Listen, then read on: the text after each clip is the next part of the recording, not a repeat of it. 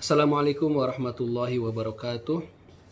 Dalam sekilas kali ini saya ingin menyampaikan satu hal tentang pembagian isim ditinjau dari sisi jenisnya.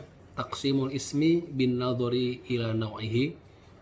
Isim dalam bahasa Arab atau kata benda ditinjau dari sisi jenisnya ada dua, yaitu yang pertama jenisnya adalah jenis laki-laki atau disebut dengan mudzakkar, dan jenis perempuan yaitu disebut dengan muannats.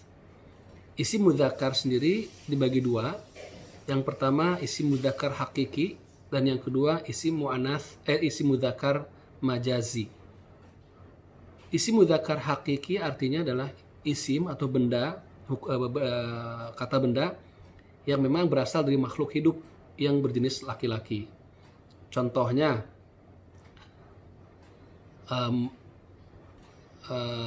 tobibun, seorang dokter, ini dokter laki-laki, tobibun. Lalu ustadun, itu seorang ustad laki-laki.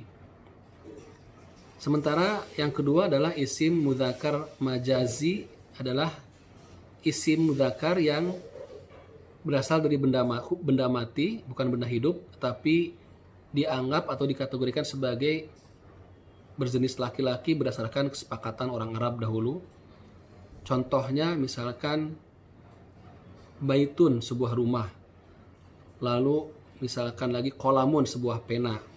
Maka dua benda tadi, dua isim tadi termasuk isim mudzakkar berdasarkan kesepakatan orang Arab dahulu, sehingga disebut masuknya ke dalam isim mudzakkar majazi, bukan isim mudzakkar hakiki. Begitu pula dengan isim muannats, ada dua juga, yaitu isim muannats hakiki dan isim muannats majazi. Yang termasuk isim muannats hakiki adalah contohnya ustadzatun, seorang ustadz perempuan atau guru perempuan. Yang kedua misalkan ya tobibatun, itu seorang dokter perempuan.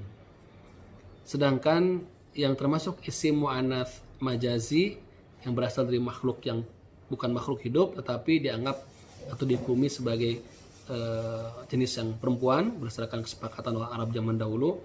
Contohnya misalkan kidrun,